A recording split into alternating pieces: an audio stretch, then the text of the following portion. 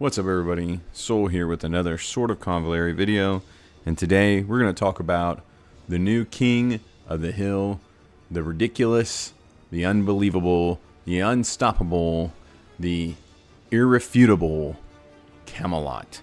This guy is absolutely bonkers, and yeah, I've covered all the characters, I've seen a lot of things, and we have a great point of value system in our rankings, and this guy just broke everything. So let's talk about him. Let's get right into it. First, you have to take a look at his trait, which, bear in mind, all of this is a mistranslation. We have to use Chinese resources, so please forgive me for that. His maximum health is increased by 50%. His damage, starts with a 35% damage reduction. He starts with an ignore block, and then of course he gets a 20% life steal. That's a lot. In his trait alone, already, that's a lot going on. I mean, these characters that came out in the original conception of the game, they're toast. Power creep it's not creep. It's snowball. It's full force. It's an avalanche. It's coming down the hill. Get out of the way. You're done. At the start of the battle, it adds 15% of the HP to physical attack and gains an additional skill, Declaration of Conquest. Okay, so I can't discuss in great detail some of the things I know, but let me just, Declaration of Conquest. Let's take a look at it right here. So this is a physical damage instant where it does AoE, 30% damage, of course, and applies 6 layers of, it says pressure, but I believe it's translated to coercion. And then, of course, he gains Contempt for 4 rounds. And he also gains a physical shield equal to 30% of his HP. That is a lot to unpack. There it is. It says Coercion right there. That is so much. That is absolutely ridiculous just within that alone. That Contempt, that is bonkers too. So yeah, that Disdain, I'm pretty sure is a mistranslation, or that Contempt is a mistranslation to Disdain is what it's supposed to be, I believe.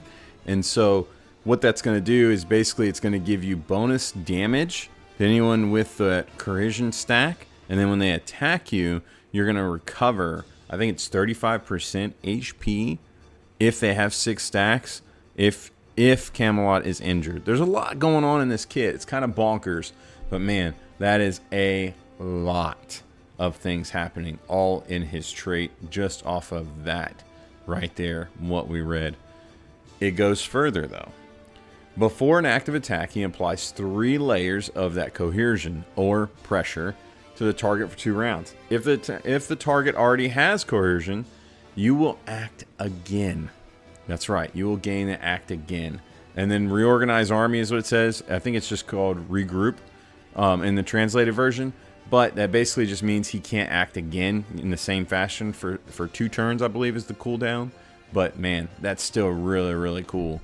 And then it lasts for 2 rounds. And then, of course, he restores 1 energy, and that's up to 1 time per round. And then after his first active range, well, it says range, active attack in each round, he gains a shield for 20% of his health. There is so much going on in his trait. It's bonkers. His trait gives an attack, gives him damage reduction, gives him a ton of HP, gives him bonus damage, gives a debuff to the opponents, which that's something we haven't even read right there. The debuff that it gives, coercion, which is also mistranslated to pressure. When attacking Camelot, your attack is reduced.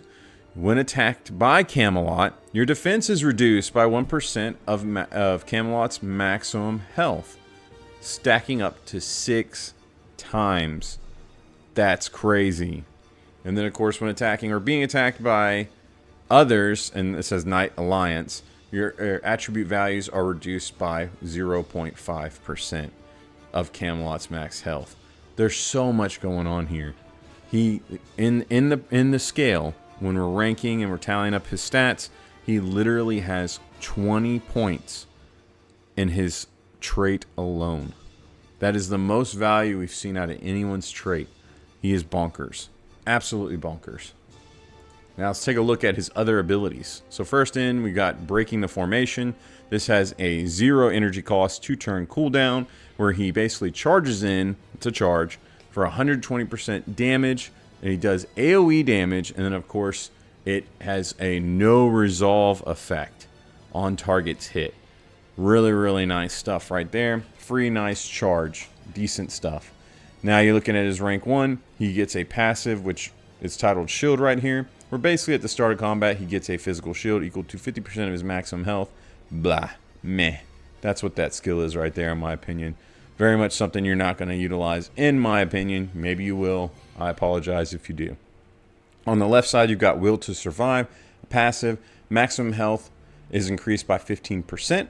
If you are dying or near death, after an attack, you recover 50% of your HP and get 2 energy back. And then, of course, this has a 2-turn cooldown. That can be pretty powerful and pretty decent stuff right there. We've seen something similar to this on other characters. Very, very interesting, cool thing right there. Up here at rank 3, you've got Looking Down on Everyone. Bear in mind all of this is mistranslated, or, will not be titled these things. This is a passive. It increases your maximum health by 15%. Recover 15% of your health at the start of an action. When attacked by an enemy with lower health than yours, you become immune to immobilize and knockback. Before being attacked by a single target, you dispel all shield break effects. That is absolutely crazy right there. Really powerful stuff. Can't say enough good about that. Now, I will say, right here it says immune to immobilize and knockback. I believe that's going to be slightly different when we see him and what we get, but I can't speak to that. Just be aware. It's going to be slightly better, in fact. King of the Ashes. And so that's the other one we got over here. It has a 0 energy cost, 3-turn cooldown. And so this is physical damage. Deals 50% area AoE damage to all enemies within 3 squares. Steals 1 buff from the target. And then before attacking, it applies 2 layers of that coercion. And then, of course, after attacking, you gain a physical shield equal to 10% of the target's health. Interesting. And then for each enemy damaged, you gain an additional physical shield equal to 10% of the target's health. Now look at the size of that AoE. That is literally 24 squares. I can't think of an instance where you're going to be fighting 24 enemies that close in and cram-packed and everything.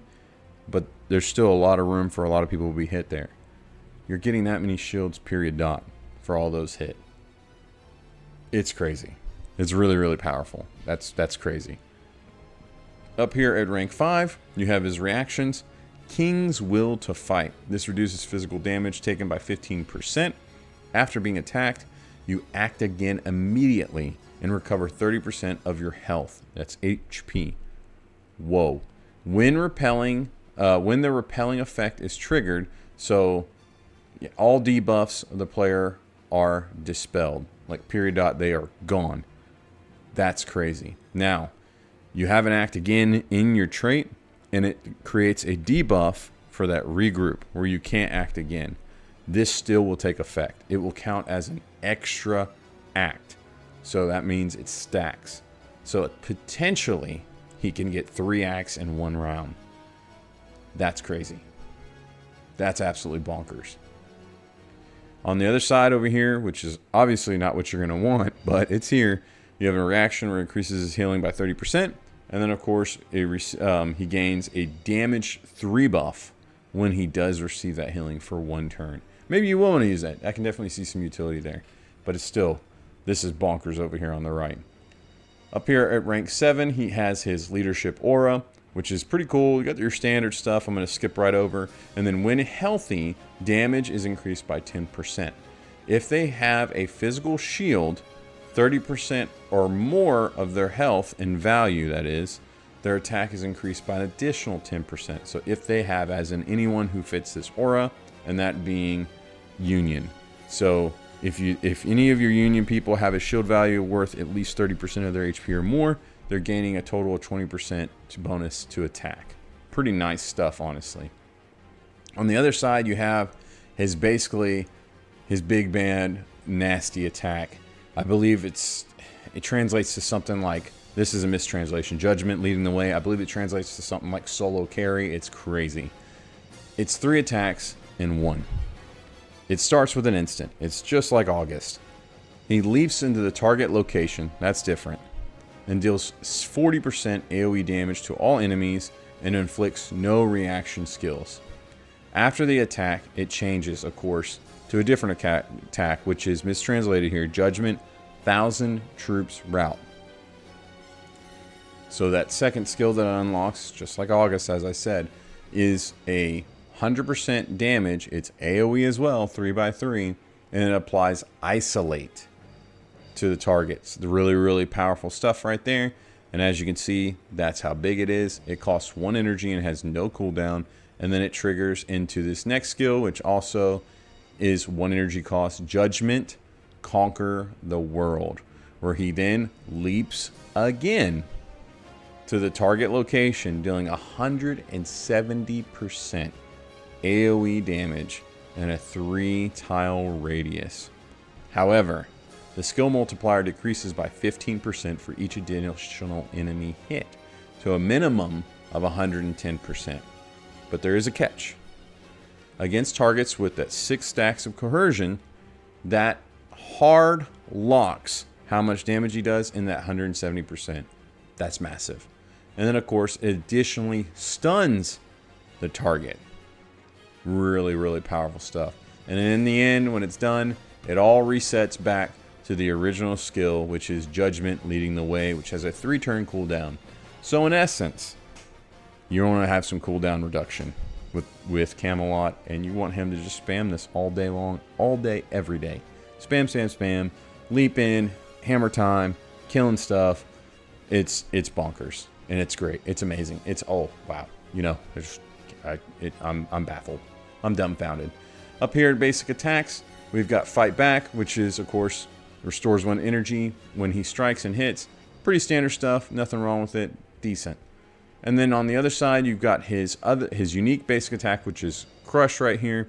It's an AoE, does 120% AoE damage, and then of course it also knocks back targets. And then for each additional enemy hit, it decreases the value of that skill by 15% to a minimum of 90.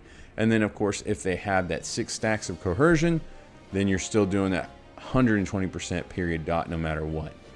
Very cool, nice basic attack. I like it a lot.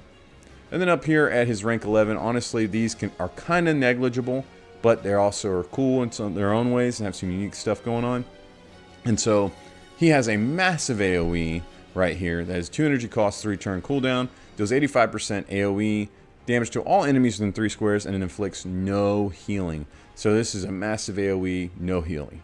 Definitely can have its utilities. Definitely gonna be pretty nice. Definitely can see some utility for this. And then over here on the left side, he has Knight's Glory with a 4-turn cooldown, no energy cost. And we've seen this on all Union characters where they basically can buff their friends and make them stronger with attacks. And of course, if they're Union, they also get a shield. Same, but different right here. It is an instant, grants attack 2 to his allies, but also it grants a shield to all Union characters. But the big difference between his and other Union characters is his AoE. And so that's pretty massive, honestly. And so I can see a lot of utility for this in a Union party, as he can just give big old shields to all of his friends for big values. Couple this with his aura, and you get basically granting a big attack boost on top of the attack 2.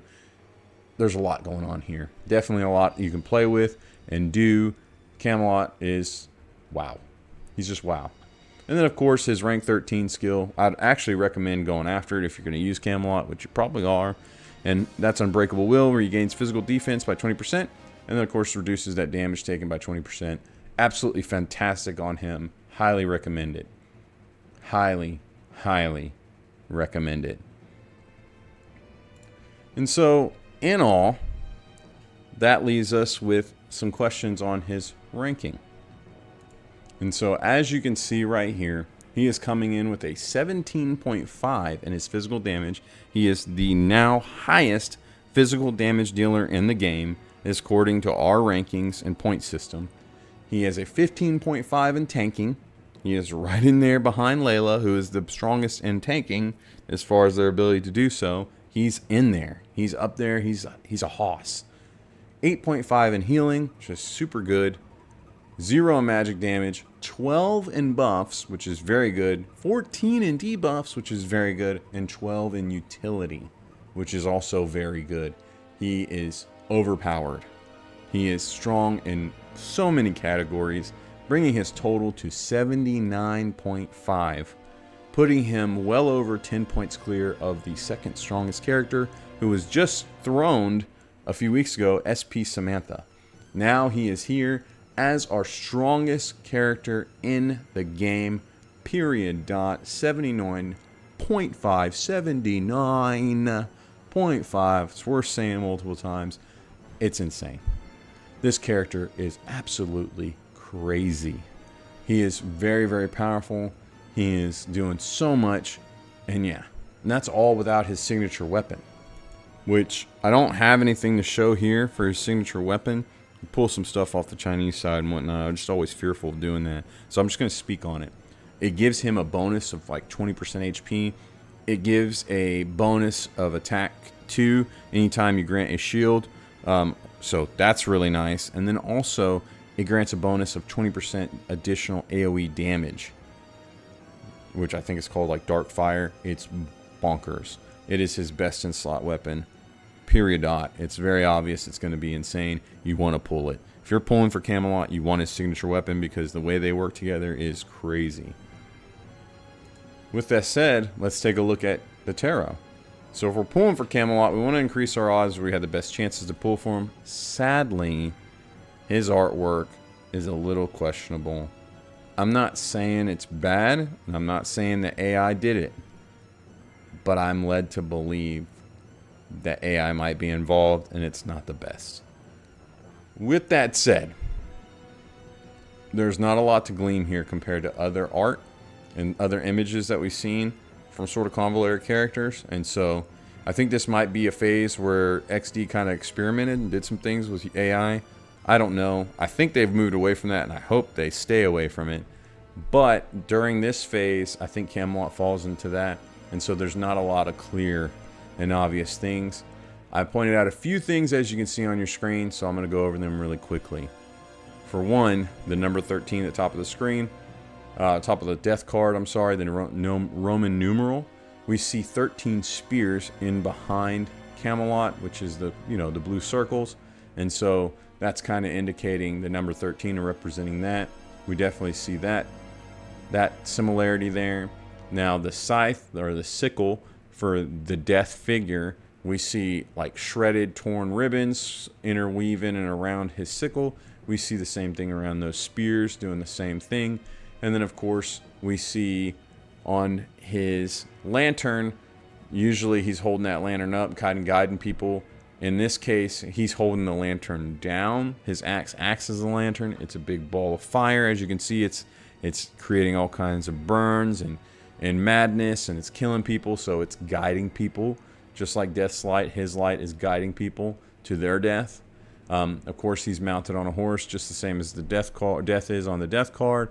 And then you also see the horse, and the horse is, he's dark, he's brooding, he's not looking too happy, and so is the horse in the death card. Very similar, doing the exact same thing. And yeah, that's pretty much all I'm really able to glean from this, because like I said, I think that there's some things going on here. I'm just gonna leave it at that. Some things going on here. And so yeah, that's my preview of Camelot. This guy is absolutely bonkers. He is a king among kings, and he is proving it here. His kit is astounding. It is the strongest character we have had introduced into the game thus far, and I can't fathom we're going to have anyone stronger than him introduced anytime soon. So yes, this is somebody that you think you can feel very comfortable in pulling and using. If you're interested in meta, this guy is going to probably be the king of meta for a long time. I'm sure it's already being predicted and shown that from the Chinese side. I'm here to tell you that the information I'm seeing collaborates with that. I'm in agreement, because the things that he's doing is insane. He's a powerhouse. Not always the most fun, not the best. We've seen how Auguste was. Auguste at one point was somebody you just had to have. You had to pull him because he was insane. And eventually he got dethroned. And now we can see one of his successors here. Auguste is still a great unit, does some really good things, but there's no denying it anymore. This guy he outpowers Auguste all kinds of ways. And he's just bonkers. Now these two together, Auguste and and Camelot,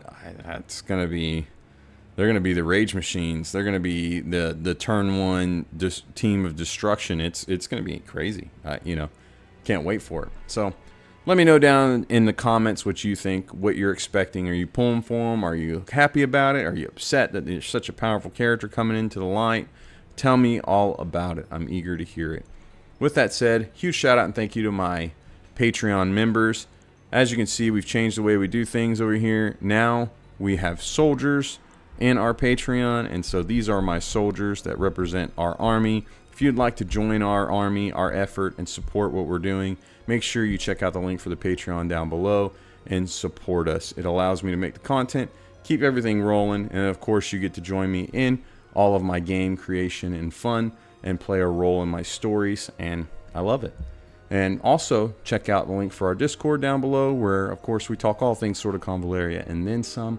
And until next time, I will catch you later. Bye.